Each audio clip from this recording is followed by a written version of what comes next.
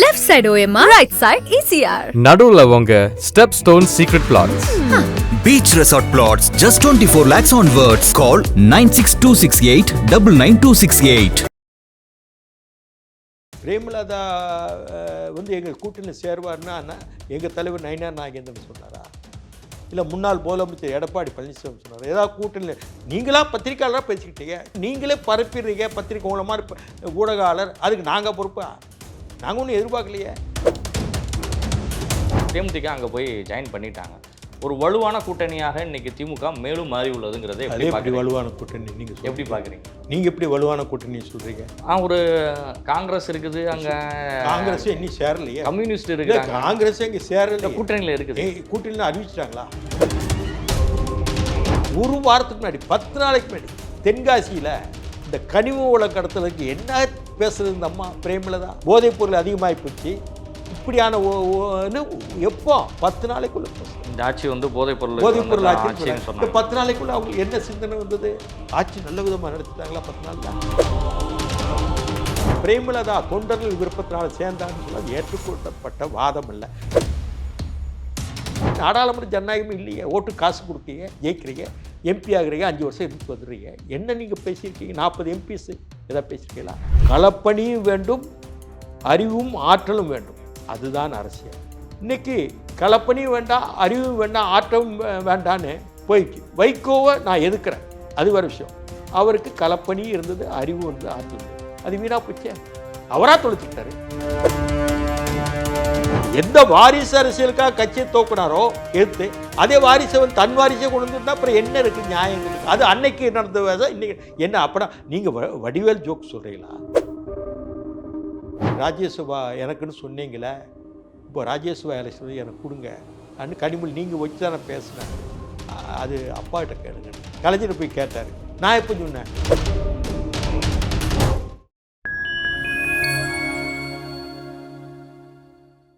Fine time மீடியாவோட ஒரு special இன்டர்வியூவில் ஒரு சிறப்பு விருந்தினராக தமிழ்நாட்டினுடைய ஒரு மூத்த அரசியலாளரும் பாஜகவினுடைய முக்கிய நிர்வாகியான திரு கே.எஸ். ராதாகிருஷ்ணன் அவர்கள் இணைந்துள்ளார்.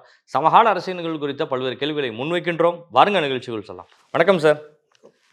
ஒரு பெரிதும் எதிர்பார்க்கப்பட்ட தேசிய ஜனநாயக கூட்டணியில் வந்து தேமுதிக இணையுங்கிறது ஒரு எதிர்பார்ப்பாகவும் இருந்தது, தொடர்ந்து பேசப்பட்டு வந்ததாகவும் தகவல் வந்தது. ஆனால் தேமுதிக டைரக்டாக மௌனமாய் சாதித்த மு.க. ஸ்டாலின் அவர்கள் தமிழ்நாட்டினுடைய முதலமைச்சர் அப்படின்னு சொல்லி தேமுதிக அங்கே போய் ஜாயின் பண்ணிட்டாங்க. ஒரு வலுவான கூட்டணியாக இன்னைக்கு திமுக மேலும் மாறி உள்ளதுங்கிறத எப்படி வலுவான கூட்டணி நீங்கள் எப்படி பார்க்குறீங்க? நீங்கள் எப்படி வலுவான கூட்டணி சொல்கிறீங்க? ஒரு காங்கிரஸ் இருக்குது, அங்கே காங்கிரஸ் இன்னும் சேரலையே. கம்யூனிஸ்ட் இருக்குது, காங்கிரஸ் இங்கே சேரல, கூட்டணியில் இருக்குது. கூட்டணியில் அறிவிச்சிட்டாங்களா? கூட்டணி ஏன் நேற்று அவர் வேணுகோபாலை சந்திக்கலை? இப்போ இவரை சந்திக்கிறாங்க இல்லையா, பிரேமலதாவை சந்தித்து சால்வு போட்டாங்களே, அதே மாதிரி ஒரு வேணுகோபால் வந்தார், கூட்டம் நடத்துனாரு. ஏன் தோழமை கட்சி தலைவர் சந்திக்க முடியல? சிறிய உரசல்கள் இருக்குது, ஆனால் கூட்டணி வந்து முறிவாயிருச்சுங்கிறது. சரி, 3 பேரும் 3 தடவை பேசுகிறாங்கல்ல. மாணிக் தாக்கூர் என்ன பேசுகிறாரு? சரி, முதல்ல இந்த பிரேமலதா விஷயத்துக்கு வந்துடுறேன். பிரேமலதா வந்து எங்கள் கூட்டணியில் சேருவார்னா எங்கள் தலைவர் நயினார் நாகேந்திரன் சொன்னாரா, இல்லை முன்னாள் முதலமைச்சர் எடப்பாடி பழனிசாமி சொன்னார்? ஏதாவது கூட்டணியில் நீங்களாக பத்திரிக்கையாளராக பேசிக்கிட்டீங்க, தேமுதிக அங்கே போயிடும், அங்கே வேலுமணி கூட ஈசா சென்டரில் இருந்தாங்க, 2 பேருக்கும் ரொம்ப சந்தோஷமாக பேசிகிட்டு இருந்தாங்கன்னு நீங்களே பரப்பிடுறீங்க பத்திரிக்கை மூலமாக ஊடகாளர், அதுக்கு நாங்கள் பொறுப்பா? நாங்கள் ஒன்றும் எதிர்பார்க்கலையே. அங்கே நடந்தது வந்து நான் பேசக்கூடாது. அவங்க எதிர்பார்ப்புலாம் என்ன? அந்த எதிர்பார்ப்புகள் பூர்த்தி அடைந்திருக்கும். அவங்க ராஜ்யசபா மற்றது என்னென்னு செலவு தொகைகள் என்னென்னு கேட்டிருப்பாங்க, கொடுத்துருப்பாங்க. அதுக்கு தான் அங்கே 4 பேர் இருக்காங்க இல்லையா, நேரு, ஏவா வேலு போன்றவங்களாம் இருக்காங்க இல்லையா? இல்லையா? தண்ணி ஒரு கிளாஸுக்கு வேணும்னு கேட்டால் ஒரு பானையை கொண்டு வந்து கொடுப்பாங்க இல்லையா? அந்த பானையில் இருக்க தண்ணி அவ்வளோ குடிக்க முடியாதுல்ல. அதனால் அங்கே இருக்கிற ஆளுக்கு தலகத்தில் பேசுவாங்க. இங்கே வர்றது வராதுன்னு நாங்கள் ஒன்றும் எடப்பாடி போய் பிரேமலதாட்ட கேட்கலையே, ஃபோன் பண்ணலையே. அன்னைக்கு விஜயகாந்துடைய நினைவிடத்துக்கு போகும்போது அந்த போனாங்க, அதை நான் ஒத்துக்கிறேன். அதனாலேயே இவங்க கூட்டணிக்கு வந்துடுவாங்கன்னு யாரும் நினைக்கலையே. ஒரு அழைச்சனால போனாங்க. நயினார் போனார், அது மாதிரி போனோம். 2வது விஷயம், இன்றைக்கி எல்லாமே இணையத்தில் போகுது இல்லையா? திமுக பற்றி விஜயகாந்த் என்ன பேசினார்னு நானே ஒரு பதிவு போட்டிருக்கேன்ல. கனிமொழிக்காக ராஜ்யசபாவுக்கு ஒரு எம்எல்ஏ ஓட்டு வாங்க போகணும். முதல்ல ஒரே எம்எல்ஏ விருத்தாச்சல் ஜெயிச்சார் இல்லையா? என்னைத்தான் கலைஞரே. இப்போ கனிமொழி 2வது ராஜ்யசபாவுக்கு போகணும், ஓட்டு குறையுது, அது மாதிரி விஜயகாந்த் ஓட்டை பாருப்பான்னா போகும்போது விஜயகாந்த் என்கிட்ட என்ன சொன்னார், நான் ஃபோனில் பேசும்போது வாங்க பார்க்கலாம், நல்லா இருக்கீங்களா வாங்கன்னாரு. போனேன். என்ன விஷயம், கலைஞர் நல்லா இருக்காருன்னு கேட்டார். என்ன வேறு என்ன சொல்லணுங்க, இந்த மாதிரி கலைஞர் உங்களை பார்த்து வர சொன்னார். கனிமொழி அவங்க போட்டிடுறாங்க 2வது ராஜ்யசபாவுக்கு, உங்கள் ஓட்டு கிடைச்சா நல்லதுன்னு கேட்டார். நிப்பாட்டுங்க, நீங்கள் எத்தனை வருஷமாக கலைஞரோட இருக்கீங்க, எத்தனை வருஷம் வைகோட இருக்கீங்க, அந்த பொண்ணு எப்போ வந்தது கனிமொழி அரசியலுக்கு? 94 வந்த உடனே ராஜ்யசபை. இந்த ராஜ்யசபை எம்பி உங்களுக்கு ஏன் கலைஞர் கொடுக்க மாட்டேங்காரு? விஜயகாந்த் கேட்ட விஷயம், கேட்ட கொஸ்டின், ஏன் உங்களுக்கு ஆக முடியல? அதான் திமுக. ஏன் கல்யாண மண்டபத்தை இடித்தாங்கல்ல, எந்த முகத்தை வச்சு என்கிட்ட வந்து கனிமொழிக்கு ஓட்டு போடுங்கன்னு கேட்குறீங்க அப்படின்னு பேசுகிறார். உங்களுக்கு நான் ஓட்டு போடுறேன், கலைஞர் அறிவிக்கட்டும் உங்களுக்கு ஓட்டு போடுறேன்னாரு. இது நடந்தது. ஆனால் கனிமொழிக்கு போட மாட்டேன்றார். கனிமொழிக்கான செய்யணும்னு அவசியம் இல்லை அப்படின்றார். கேட்க நீங்கள் சொல்ல காலமாக இருக்கீங்க, அண்ணன் நெடுமாறனால வளர்க்கப்பட்டீங்க, எங்கள் அப்பா அழகிரிசாமிக்கு உங்களுக்கு நல்ல பழக்கம் அன்னு ஒரே வார்த்தை சொல்லி அனுப்பிட்டார். நான் கலைஞர்கிட்ட போய் இதெல்லாம் சொல்லலை, இல்லை அவருக்கு விருப்பம் இல்லைன்னு மட்டும் ஒரே வார்த்தையில் பண்ணிட்டேங்க. அப்போ கலைஞர் இல்லை, விஜயகாந்த் இல்லை. ஆனால் இது சாட்சியாக சொல்கிறேன், நான் அதிகமாக பேசுகிறேன்னு சொல்லுவாங்க. அப்போ புதிய தமிழகம் கிருஷ்ணசாமி வந்து அதிமுக கூட்டணியில் இருக்கின்றார். ஆமாம், ஒரு எம்எல்ஏ ஜெயிச்சு போயிருக்காரு. இல்லை அதிமுக கூட இருக்கார். 2வது தடவை ஜெயிச்சு, முதல் தடவை 96 ஜெயிச்சார். 2வது தடவை அந்த அம்மா ஜெயலலிதா ஆட்சியில் ஜெயிச்சு வந்தார். எப்படின்னா வந்த உடனே எனக்கு அவர் ரொம்ப நெருக்கம். அவர் திருநெல்வேலி மெடிக்கல் காலேஜ் படித்து மிஸ்ஸாவில் மதுரையில் ஜெயிலெல்லாம் இருந்தவர், நக்சலைட் மூமெண்ட்டில் இருந்தவர், அறியப்பட்டவர். நான் கோயம்புத்தூர் போய்ட்டு மறுநாள் என்னென்னு பார்ப்பான்னு கலைஞர். நான் முதல் நாள் கோயம்புத்தூரில் எனக்கு வேலை இருந்தது. பிறகு மறுநாள் ட்ரெயினில் வந்து சென்ட்ரல் ஸ்டேஷன்லேருந்து அவர் எம்எல்ஏ ஹாஸ்டல் தங்கியிருந்தார். யார்? கிருஷ்ணசாமி, டாக்டர் கிருஷ்ணசாமி. என் கூட தங்கவேலும் கூட வந்தார், சங்கரங்கோல் தங்கவேல், முன்னாள் அமைச்சர், அப்போ எம்பி, ராஜ்யசபா எம்பி. நான் இப்போ தங்கவேலை வச்சுட்டு பேச முடியலை துவக்கத்தை. பிறகு அந்த எம்எல்ஏ ஹாஸ்டலில் 2 ரூம் இருக்குது. போனப்போ ஒரு ஹால் மாதிரி இருக்கும், இந்த பக்கம் ஒரு ரூமு, அந்த பக்கம் ஒரு ரூம். பிறகு அந்த ரூமு இவரை இங்கே உட்கார வச்சுட்டு அங்கே போனேன். என்ன நான் பார்க்க வரேன்னு சொன்னீங்களே, ஃபோன் பண்ணிங்களே, எங்கள் ஊர்லேருந்து வந்தீங்க, என்ன விஷயம்லாம் கேட்டார், அதெல்லாம் சொல்லிட்டேன். என்ன சொல்லுங்கள், கனிமொழிக்கு உங்கள் ஓட்டு போடணும், நீங்கள் திமுக கூட்டணியில் சேர்ந்துட்டா உங்களுக்கு பிற்காலத்தில் ஏதாவது கூட்டணியில் அவங்க சேர்த்துக்கிடுவாங்க அப்படின்னு சொன்னேன். அவர் நான் இப்போ அதிமுக கூட்டணியில் இருக்கேன், என் ஓட்டப்படாத தொகுதிக்கு நல்ல விதமான திட்டங்கள் முதலமைச்சர் ஜெயலலிதா கொடுக்காங்க, நான் எப்படி வர்றேன்னு சொன்னார். பிறகு அதுக்கு பிறகு 2 தடவை அவர் சந்தித்தேன். ஒரு நாள் காலையில், மறுநாள் திருவான்மையோட கலைஞர் கூட்டம். இந்த திருவான்மையோட கலைஞருடைய கூட்டம். அந்த அப்போது குஷ்புவும் அதில் அந்த கூட்டத்தில் கலந்துக்கிட்டதோ ஏதோ ஒன்று எனக்கு அப்போ அவங்க திமுகவில் இருந்தாங்க, அவங்க அந்த டைம் இருந்தாங்க. திருவான்மையூரில் ஒரு கூட்டம். அப்போது ஸ்டாலின் அல்லது கலந்துக்கிறார். அந்த கூட்டத்துக்கு போய் பக்கத்தில் தான் கூட்டம், என் வீட்டு பக்கத்தில். அதுக்கு போகாமல் இதுக்காகவே எம்எல்ஏ ஹாஸ்டலுக்கு போயிட்டு அவரை அழைச்சிட்டு எங்கேயோ சைனீஸ் ரெஸ்டாரண்ட் போய் சாப்பிட போகணும், ஓட்டு போடுங்க, என்ன வேணால் செய்யலான்னு கலைஞர், உங்களுக்கான மரியாதை, இந்த கூட்டணிக்கு வந்துருங்க. இல்லைங்க அவர் இல்லை நீங்கள் வாங்க அண்ணா தான் அழைச்சிட்டு வந்தேன். இதுக்கு சாட்சி தங்கவேல் முன்னாள் அமைச்சர் தங்கவேல் இன்னைக்கு உயிரோடு இருக்கார். அப்போ விஜயகாந்த் அவர்கிட்ட சொன்னேன், நிக்கஸ்வன் விஜயகாந்த் போனேன், அவர் ஓட்டு போட விருப்பம் இல்லைன்னு சொல்லி, மீதியெல்லாம் நான் பேசக்கூடாதுல்ல அப்படின்னு சொல்லிட்டு கிருஷ்ணசாமிகிட்ட கேளுங்க, இன்னைக்கு இருக்கார், நான் போய் சொல்லலை. பிறகு அவர் ஓட்டை கொண்டு வந்து போட வச்சு கனிமொழி ஜெயிச்சு போனாங்க. அவர் என்ன பண்ணாங்க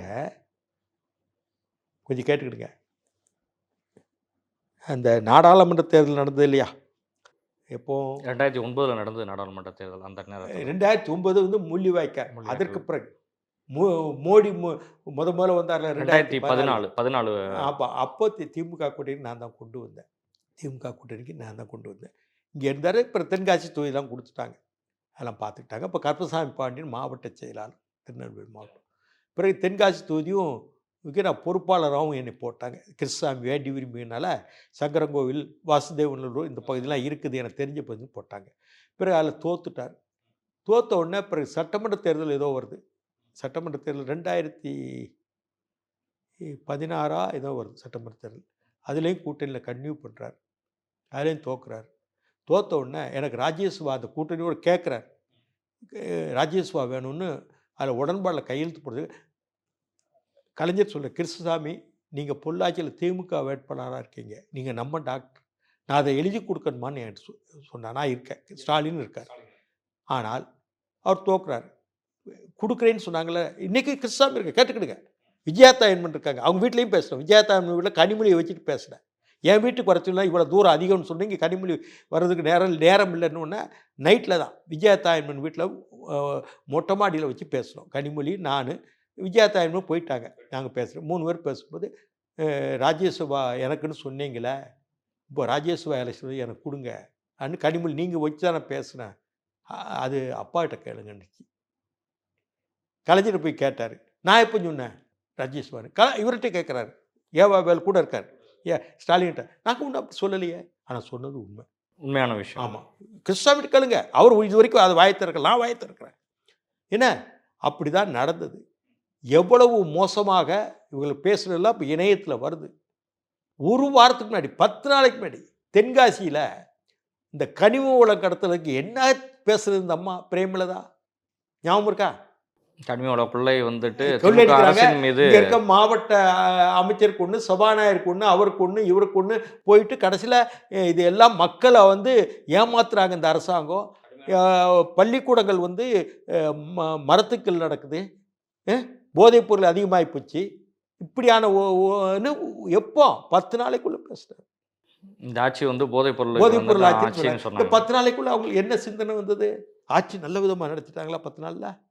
10 நாளில் பெரிய முன்னேற்றமான ஆட்சி நடத்திட்டாங்களா? எப்படி பிரேமலதா போனாங்க? சொல்லணும் இல்லையா? மாவட்ட செயலாளர் நிர்வாகிகள்லாம் விரும்புகிறாங்க. மாவட்ட செயலாளர் நிர்வாகிகளை நம்பி தான் நாங்கள் முடிவு எடுப்போம் அன்றைக்கே சொல்லியிருக்க வேண்டியதானே. இது சொல்லாமல் மாவட்ட செயலாளர் நிர்வாகிகள் யார் எனக்கு தெரியாத? மாவட்ட பெரிய அங்கே எங்கே கிரேக்கத்தில் நடக்கும் இல்லையா, சிட்டி ஸ்டேட்ஸ் அம்பாங்க இல்லையா, கிரேக்கத்தில் சாக்ரட்டிஸ் காலத்தில் ஏதுன்னு சொல்ல மக்களுடைய குரல்களை ஒழிப்பது தான் ஜனநாயகம்னு பிறந்தது இல்லையா, ஜனநாயக தொட்டில் டெமோக்ரஸி பிறந்தது இல்லையா, அங்கே தான் அவங்க என்ன சொல்கிறாங்களோ தீர்த்தாங்க. இங்கே இருக்கு மாவட்ட செயலாளர் இல்லை, எல்லா கட்சியிலையும் மாவட்டத்தில் அடிமை தானே, ஒரு குடும்பத்துக்கு அடிமை தானே. தொண்டரின் மனநிலையை தொண்டர் மனநிலை என்ன இருக்கு? தொண்டர் மண்ணில் என்ன இருக்குது? நான் ஒரு தொண்டர்கிட்ட கேட்டேங்க, சத்தியமங்கலம் போயிருந்தேன். இந்த ஊரில் கருத்திருமன் ஒருத்தர் இருந்தார் தெரியுமாப்பான்னு. அவர் யாருன்னா கருத்திருமன், பிஜி கருத்திருமன், அண்ணா முதலமைச்சர், எதிர்கட்சி காங்கிரஸ் கட்சியின் எதிர்கட்சி தலைவராக இருந்தார். தெரியல என்ன. கோவை கம்பன், கம்பராயணத்தில் அவ்வளோ பாடல். ஒரு பேராசிரியரை கேட்டேன், தமிழ் பேராசிரியர், பிஜி கருத்திருமன் தெரியுமா? கோவை கம்பன் எங்களுக்கு தெரியாது சார். அந்த ஊரில் அவர் பிறந்த ஊர். இப்படி இந்த நாடு இருக்கும்போது இதையும் ஏற்றுக்கிடுவாங்க முட்டாள். சரி, பவானி சாகர் இன்னொன்று பக்கத்து ஊர் போடும், பவானி சாகர் அணையை கட்டினது யார்? அரசாங்கம். சரிப்பா, ஈஸ்வரன் ஒருத்தர் இருந்தாரப்பா, இந்த கொங்கு ஈஸ்வரன், இன்னொரு ஈஸ்வரன் இருந்தார்ப்பா, சைக்கிளில் தான் போவார், எம்எல்ஏவாக இருந்தார்ப்பா. அவர் யாருன்னு தெரியுமா? தெரியலங்க அவர் யாருன்னு. அவர் தான்ப்பா பவானி சாகர் அணையை கொண்டு வரதுக்கு அவர் தான் இப்போ காரணம். இத்தனை கொங்கு மண்டலத்தை கவுண்டர் சமுதாயத்தை சேர்ந்த கவுண்டர் சமுதாயம் ஆள்கிட்ட தான் இதை கேட்குறேன். அவங்களுக்கே தெரியல. கொங்கு ஈஸ்வரனை தெரியும். அவங்க என்ன சொல்கிறாங்க? யாரை சொல்கிறாங்க? செந்தில் பாலாஜி சொல்கிறாங்க. அப்புறம் என்ன அரசியல் இருக்குங்க? இந்த அரசியலை நான் நாடாளுமன்றத்துக்கு போகணுமா, சட்டமன்றத்துக்கு போக? நான் விரும்பிய சட்டமன்றம் ஒரு சி சுப்பிரமணியம், ஒரு அண்ணா, ஒரு கருத்திருமன், புரியுதா, ஒரு வெங்கட்ராமன் இருந்த சட்டமன்றத்துக்கு போகணும்னு நினச்சேன். ஒரு நாடாளுமன்றம் என்ஜி ரங்கா, மதுரைமாயி, பிலுமோடி, கிருஷ்ணமேனன் இருக்கிற நாடாளுமன்றத்துக்கு போகணுங்க. இப்போ அந்த நாடாளுமன்றம் இல்லையே. இந்த நாடாளுமன்றத்துக்கு போய் என்ன பயன் சொல்லுங்கள்? பாரபட்சம் இல்லாமல் நடுநிலையோடு பேசினார்கள். தான் சேர்ந்த கட்சி, தான் சார்ந்த கட்சியில் நியாயங்கள் சொன்னாலும் இது நேர்மை, இது நல்லது, இது கெட்டது, தன் கட்சியை தப்புனாலோடு சாடினாங்க. நாடாளுமன்றம் ஆளுங்கட்சியானாலும் தான் எதிர்கட்சி.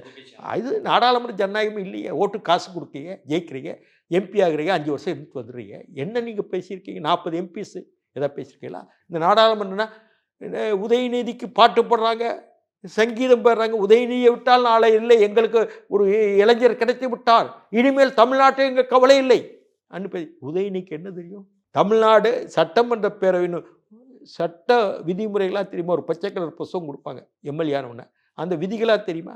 களப்பணியும் வேண்டும், அறிவும் ஆற்றலும் வேண்டும். அதுதான் அரசியல். இன்னைக்கு களப்பணியும் வேண்டாம், அறிவும் வேண்டாம், ஆற்றலும் வேண்டான்னு போய்க்கு. வைகோவை நான் எதுக்குறேன், அது வேறு விஷயம். அவருக்கு களப்பணி இருந்தது, அறிவு இருந்தது, ஆற்றல் இருந்தது. அது வீணா போச்சே. அவராக தொலைச்சிக்கிட்டாரு. எனக்கு வேண்டாதவர் தான். ஆனால் உண்மையை நான் ஒத்துக்கணும். அவருக்கான தலைவர் தான். ஒரு தலைவர் நான் சொல்ல மாட்டேன், தலைவர் இல்லை, அது விலகிட்டாரு. அவருக்கு களப்பணி இருந்தது, அறிவாற்றல் இருந்தது. எது வரைக்கும்? 98 வரைக்கும். 98 வரைக்கும். அது பிறகு அவர் சீரழிஞ்சிட்டார. இப்பவுமே அவரே சொல்றாரு, நான் என்ன பாதாளத்துக்கு சென்று விட்டேன்னு. அதிமுக கூட்டணியினாலன்னு சொல்றாருல. அதிமுக கூட்டணி தானே உங்களுக்கு வந்து அங்கீகாரத்தை கொடுத்து, கொடைச்சின்னமும் அங்கீகாரம் போச்சு. நானும் நீங்க தானே டெல்லிக்கு போனோம். பிரசாந்த் பூஷனை பார்த்தோமா இல்லையா? மயூர் விவகாரம் தாண்டி அன்றைக்கி நைட்டில் போய் பார்த்தோமா இல்லையா? கொடைச்சின்னம் போயிடுச்சு, எங்களுக்கு சின்னம் வாங்கணும்னு நம்ம தானே போனோம். தேர்தல் கமிஷனில் போய் ஆர்கியூ பண்ணி என்னெல்லாம் பண்ணோம். அப்புறம் பம்பர சின்னம் கிடைச்சி, அந்த பம்பர சின்னமே எனக்கு கொடுக்க மாட்டேனார். நாடாளுமன்றத்தில் வட சின்னையும் எனக்கு கொடுக்க மாட்டார். இப்போ என்ன அவருக்கு சத்தியம் இருக்குங்க, நேர்மை இருக்குது. எந்த வாரிசு அரசியலுக்காக கட்சியை தோக்குனாரோ எதிர்த்து, அதே வாரிசை வந்து தன் வாரிசை கொண்டு வந்துட்டா அப்புறம் என்ன இருக்குது, நியாயங்கள் இருக்குது. அது அன்னைக்கு நடந்த இன்னைக்கு என்ன அப்படா நீங்கள் வடிவேல் ஜோக் சொல்கிறீங்களா? இல்லை, அவர் வந்து தொண்டர்களுடைய மனநிலை தான் பிரதிபலித்தேன். ஏங்க தொண்டர்கள் என்னங்க, தொண்டர்கள் பண்ணுங்க, என்ன தொண்டர்கள்? சரிங்க, நான் சொல்கிறேங்க, தொண்டர்கள் இல்லை சொல்கிறேன், தொண்டர்களுக்கு பூத்துக்கு பணம் கொடுக்காதுங்க, பணம் கொடுக்காங்க. தேர்தல் நேரத்தில் அவங்கள தொண்டர்கள் மன்னர்கள் தானே வேலை செய்ய சொல்லுங்க. எத்தனை தொண்டர் வராங்கன்னு பார்ப்போம். ஓட்டு காசு கொடுக்கணும்னு எத்தனை பேர் காசை சுருட்டுறாங்கன்னு பாருங்கள் தொண்டர்கள். 5 வருஷத்தில் நாடாளுமன்றத்துக்கு குறித்து எலெக்ஷன் வருது, பார்லிமெண்ட்டுக்கு, அசம்பிளிக்கு ஒரு எலெக்ஷன் இருக்குது, உள்ளாட்சி துறைக்கு. இந்த கொஞ்சம் நாடாளுமன்றத்தில் ஒரு 5 லட்சம், சட்டமன்றத்தில் ஒரு 5 லட்சம், இதில் உள்ளாட்சி தேர்தலில் ஒரு 3 லட்சம், 13 லட்சம். 5 வருஷத்தில் 13 லட்சம். 5 வருஷத்துக்கு சரியாக போகும் நம்ம செலவுக்கு. வேறு வேலையை சிபாரிசு போனால் பார்க்கலாம். இப்படியும் தொண்டர்கள் இருக்கிறாங்க. எல்லா தொண்டர்கள் இதில் நேர்மையான தொண்டர்கள் இருக்காங்க. நேர்மையான தொண்டர்கள் படுகொலியில் இருக்காங்க. அவங்களுக்கு எந்த வேலையும் நடக்காது. இவங்க நேற்று பஞ்சரே ஓட்ட முடியாத சைக்கிளை ஓட்டிகிட்டு இருந்திருப்பான். இன்னைக்கு ஃபார்ச்சுனர் காரில் ஒருத்தன் போகிறான். நான் எனக்கே தெரியும், நான் தப்புன்னு சொல்லலை. அந்த பணம் எங்கேருந்து வந்தது? நீயா உழைச்சி காரை வாங்கினா ரைட்டு.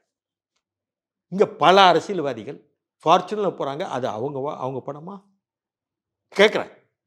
நான் அப்போவுமே கார்கள், நான் 2 கார் 3 கார் வச்சுருந்தேன். இப்போ கார் வாங்குறதுக்கே என்கிட்ட கையில் காசு இல்லை, லோன் போட்டு தான் வாங்குகிறேன். என்கிட்ட முதல்ல இனோவா வந்த உடனே இனோவா 3 இனோவா வச்சுருந்தேன், எக்ஸ்யூவி வச்சுருந்தேன். ஆரம்பத்தில் 2 அம்பாசிடர் கார், பலருக்கு ஏசியே இருக்காது வச்சுருந்தேன். மாருதி கார் இவ்வளோ வச்சுருந்தேன். அவ்வளோ நான் வாங்கினது, நான் எந்த பொறுப்புலையும் இல்லை இல்லையா? இப்படியான நிலை பிரேமலதா தொண்டர்கள் விருப்பத்தினால சேர்ந்தார்னு சொல்ல அது ஏற்றுக்கொள்ளப்பட்ட வாதம் இல்லை. நீங்கள் வச்சது சட்டம்ங்கிறீங்க. பஜனை பாடுவாங்க, கோவிந்தநாம சங்கீர்த்தனா ஒரு தூங்கிட்டே கை தட்டுவான். கை தட்டு சுண்டல் எப்போ கொடுக்குறான்னு எந்திரிச்சுவான். அது மாதிரி நீ சொன்னது கை தட்டுவான். இந்த மார்கழி மாதம் புரட்டாசி மாதம் பஜனை போடுவாங்க இல்லையா? புரட்டாசி மாதம் சனிக்கிழமை பஜனை போடுவாங்க, சுண்டல் கொடுப்பாங்க. அது வரைக்கும் தூக்கத்தில் கோவிந்தநாம சங்கீர்த்தனும் பாடுவாங்க. அந்த சுண்டல் கொடுக்க போகிறாங்க. அந்த சுண்டலை வந்து அவிச்சு அதுக்கான இது கொண்டு வந்து வச்சுட்டாங்கன்னா ஒரு மனம் வரும். தாளிச்சு கடுகு போட்டு தாளிச்சு, அப்போது பெரிய கொப்பரையில் கொண்டு வந்து வைப்பாங்க. ஒரு இதில் வச்சு பெரிய போகினியும்பாங்க கிராமப்புறத்தில். இந்த கை எடுத்து போனோடனே கோவிந்தநாம சங்கீர்த்தனம் ரொம்ப வேகமாக போகும். பஜனை என்பது முதல்ல லோ பிச்சில் இருக்கும், அப்புறம் பை பிச்சு போகும். அது மாதிரி தொண்டர்கள், அது தொண்டர்கள் நியாயமான தொண்டர்கள் இருக்காங்க, நான் மறுக்கலை. அவங்க வந்து 16ல் வந்து விஜயகாந்த் அவர்கள் விரும்பினார். பழமொழிவே கலைஞர் பாலில் வந்துட்டு விழுன்னு சொல்லும் போது மக்கள் கூட்டணி போனீங்க. அன்று வந்து விஜயகாந்த் அவர்கள் சரி ஒரு முடிவை எடுத்துட்டாரு. ஆனா 10 வருஷத்துக்கு அப்புறம் விஜயகாந்தனுடைய ஆன்மா இன்னைக்கு அதை ஏற்றுக்கொள்ள ஆன்மாவா அது ஏற்றுக்கொள்ள சொல்றாங்க. என் ஆன்மா இருக்காது வரைக்கும் நான் மன்னிக்க மாட்டேன்னு சொன்னார் என்கிட்ட. 10 வருஷத்துல நான் கஷ்டப்பட்டு சினிமா துள்ள உழைச்ச வந்து டிஆர் பால் என்னை எந்த காலமும் உங்களை நான் மன்னிக்க மாட்டேன்ட்டாரு. அது தப்பாக நினச்சிக்கிடாதுங்க, அது தவறு நடந்து போச்சு. நீங்கள் கலைஞரை சந்திச்சிருந்தா அது ஓரளவு நீங்கள் பேசியிருந்தா சரியாக போயிருக்கும். நான் எதுக்கு கலைஞருக்கு நான் சொன்னேன், அவர் கேட்கல இல்லைங்க. நான் அப்புறம் நான் எப்படி சந்திப்பேன்? நான் இருக்கிற வரைக்கும் ஒரு காலம் அவங்கள மன்னிக்க மாட்டேங்க. அவர் பேசுகிற பேச்செல்லாம் நீ இணையத்தில் தானே இருக்கு. அது எப்படி அவர் ஆன்மா சொன்னதுன்னு இந்த அம்மா சொல்லுது, தெரியாமல் கேட்குறேன். இந்த அம்மா நேற்று வரைக்கும் என்ன பேசுறது? ஈசா சென்டரில் 3 நாள் முகம் கொடுத்து அங்கே எதுக்கு போகணும்? ஈசா சென்டர் இப்போ நீங்கள் திமுக கூட்டணிக்கு போகிறேன்னுங்கிறீங்க. அங்கே ராஜ்நாத் சிங் வராரு, நயினார் இருக்காரு, வேலுமணி இருக்காரு, எல்முருகன் இருக்காரு, எல்லாருமே இருக்கிறாங்க. ஆமாம் இருக்காங்க. அப்படி இருந்தால் நீங்கள் தவிர்ப்பீங்களா இல்லையா? 1 தரம் 2 தரம் 3 தரம் போடுவாங்கல்ல. அப்போ போடும்போது யாருக்கு அது போகுது, ஏலம் போகுதுன்னு சொல்ல முடியாதுல்ல. இல்லை, அவங்க நிறைய விஷயங்களை எடுக்கிறாங்க. குடும்ப உறவுகள், இத்தனை வருஷ உறவுகளை வந்துட்டு நாங்கள் அரசியல் உறவாக மாற்றிக்கிட்டோம். எல்லாருடைய விருப்பப்படி தான். என்ன அரசியல் உறவு? அரசியல் உறவாக நாங்கள் மாற்றிக்கிட்டோம். என்னங்க சார் அரசியல் உறவு? அரசியலில் என்ன சார் உறவு இருக்கு? எங்க அண்ணன் அரசியல நட்பு தான் சார் இருக்கு. எங்க அண்ணன் ஸ்டாலின் வந்து நீங்க என்ன அண்ணனா? கொடுக்கிறாரு, எங்க இவங்க அண்ணன் அண்ணன் ஸ்டாலின் என்ன என்ன இவர் பங்காளியா? கொடுக்கிறாரோ பங்காளியா? அந்த சீட் வந்து அவர் தான் எல்லாமே அனௌன்ஸ் இல்ல பண்ணுவாரு. அனௌன்ஸ் பண்ண அப்புறம் இவர் அண்ணன் வந்து அண்ணன் ஸ்டாலின் இல்ல தான். மக்கள் நல கூட்டணி இருக்கும்போது எங்க அண்ணன் எனக்கு திருநெல்வேலி போது ஒரு புடவை எடுத்து கொடுத்தாங்க. அண்ணன் வீட்டு சீதனமா இது நான் வாங்கி கொள்கிறேன்னு சொன்னாங்க. அப்புறம் அதே வைகோவை என்ன மாதிரி பேசுனாங்க? திருநெல்வேலியும் மக்கள் நல கூட்டணிக்கு போறாங்க. அந்த அன்னைக்கு யார் செலவுக்கு பண்ணது? ஜெயலலிதா அந்த அம்மையார் காசு தானே. திருமாவளவன் கூட வைகோட்ட டிஸ்பியூட் பண்ணல, எனக்கு இவர் காசு கொடுக்கல, இவர் காசு கொடுத்தேங்கிறாருன்னு ஒரு பேச்சு வந்ததா இல்லையா? எல்லாருக்கும் காசு கொடுக்க பொறுப்பு அவர் வைகோ ஏற்றுக்கிட்டாரா இல்லையா? செட்டில்மெண்ட் ஃபுல்லாக வைகோ பார்த்து இல்லை அது தெரியாது. செட்டில்மெண்ட்டோ அது நம்ம திருமாவளவன் என்ன சொன்னார்? வைகோ இவ்வளோ காசு கொடுத்தேன்னாருங்கிறாரு. நான் வாங்கலை, இல்லை நான் கொடுத்தேன் அன்னு வைகோ சொன்னாரா இல்லையா? வன்னியரசனால ஒரு பிரச்சனை வரும்பொழுது அவர் சொன்னார் வைகோ. அப்புறம் அங்கே என்ன அர்த்தம்? யார்கிட்ட பணம் இருந்தது, யார் கொடுத்தாங்க அந்த பணம்? அது விசாரணை செய்யலாம்ல. விசாரணை செய்ய எல்லாம் வெளி உலகத்துக்கு வந்துடும் இல்லையா? எவ்வளோ தேமுதிகவுக்கு எலெக்ஷன் செலவுக்கு போனது பணம், என்ன செலவு, எந்த வகையில் வந்ததுன்னு அது விசாரணை பண்ணால் எல்லாம் தெரிஞ்சு, சிபிஐ விசாரணை பண்ணால் அடுத்த நிமிஷம் தெரிஞ்சுவோமே. இதெல்லாம் இப்போ ஏமாத்து வேலை. இப்போ டிவி சீரியலை பார்க்குறீங்களா? அப்படி அழுவாங்க, அண்ணன்பாங்க, மதினியம்பாங்க, அப்பாம்பாங்க. அந்த காட்சி முடிஞ்சோடனே அவங்க யாரோ எங்கன்னா சாப்பாடு கிடைக்கும், நம்ம மட்டும் சாப்பிட்டு ஓடி போவோம் அடுத்த கட்டத்துக்கு. அந்த டிவிக்காரங்களுக்கு கொடுப்பாங்க அந்த மத்தியான வேலையில் அந்த சாப்பாடுன்னு எல்லாம் ஓடி போய் ஒவ்வொரு திசைக்கு போவாங்களா தட்டேந்திட்டு. அப்போ அப்பாவுக்கு இவங்க வாங்கி தராங்களா? ஒரு வயசான ஆள். அப்படி தாங்க இன்றைக்கி தேர்தல் ஆகிப்போச்சு. இதில் எதுலேயும் நேர்மை இல்லை. அதில் வந்து என்றைக்கோ 2001 பெட்டிகள் வாங்க ஆரம்பிச்சிட்டாங்க அரசியலில். அது கண்டினியூ ஆகுதுங்க. அது கண்டினியூ ஆகிடுது. நாங்கள் பார்த்த அரசியல் 2000 வரைக்கும் நல்லா இருந்தது. இந்த 98லேருந்து அரசியல் பால்பட்டு போச்சு. வைகோ 97 வரைக்கும் நல்லா இருந்தார். அதுக்கு பிறகு யார்கிட்ட சொந்த நடவடிக்கையிலையும் யாரோ சொந்தக்காரங்க பேச்சை கட்டு நடக்க ஆரம்பித்தார். அதுக்கு பிறகு நான் 3 வருஷம் அவரோட இருந்தேன். 2001 ரொம்பையும் கூட்டணி உறுதியானவனு ஓடிட்டார். 21 சீட்டும் கொடுத்துட்டாங்க, கையெழுத்தும் போட்டாச்சு. அதுக்கு பிறகு ஒரே நாளில் வெட்டிட்டு போனார். அன்றைக்கி நடந்தது என்ன? அதையும் விசாரிக்கணும். நீங்கள் நடராஜனை சந்திச்சீங்களா? எம் நடராஜனுக்கு உங்களுக்கு நீங்கள் திட்டிட்டு தானே இருப்பீங்க வைகோ. எம் நடராஜனுக்கும் அந்த மக்கள் நல கூட்டணிக்கு ஏதாவது சம்மந்தம் இருக்கான்னு கொஞ்சம் விசாரிக்கணுமா இல்லையா? நான் துருப்புச்சீட்டு எடுத்து தான் போட முடியும். விசாரிக்க வேண்டியதெல்லாம் அது வந்து நான் சொல்ல முடியாது, தீர்ப்பு நான் சொல்ல முடியாது. இப்படி இருக்குது. இதெல்லாம் விசாரிக்கப்பட்டால் இன்னைக்கு உண்மையில் இவங்க சங்காத்தம்லாம் தெரியும். நிச்சயமா சார், உங்களுடைய நேரங்களை ஒதுக்கி வந்துட்டு ஃபைன் டைம் மீடியாவுடைய அரசியல் நேர்காணலில் பல்வேறு கேள்விகளுக்கு பதில் தந்தமைக்கு நன்றி சார். நன்றி.